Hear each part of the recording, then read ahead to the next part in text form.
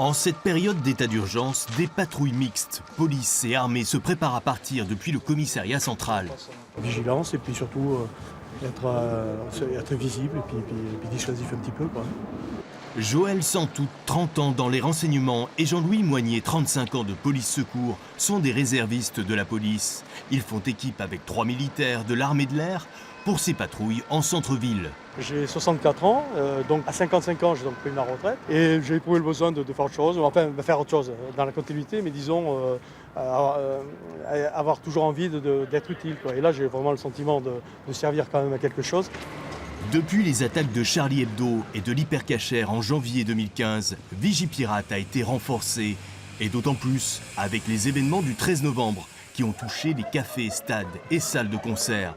Les forces de police et l'armée se montrent désormais dans les rues très fréquentées par le public.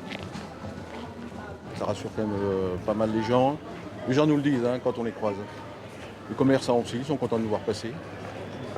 Non, c'est positif là, ensemble. Ça fait plaisir de voir les forces de l'ordre. Ça fait plaisir, oui. Avec tout ce qui se passe en ce moment, c'est rassurant.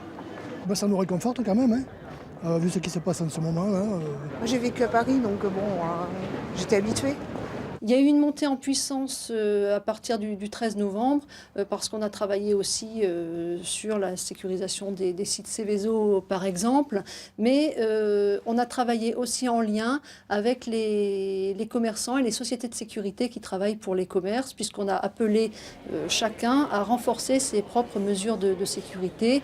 Et vous avez pu voir à l'entrée des galeries commerciales par exemple des vigiles qui assuraient le contrôle des sacs à main, qui demandaient l'ouverture des vestes pour vérifier au moins que les personnes qui entraient dans ces établissements ne soient pas armées.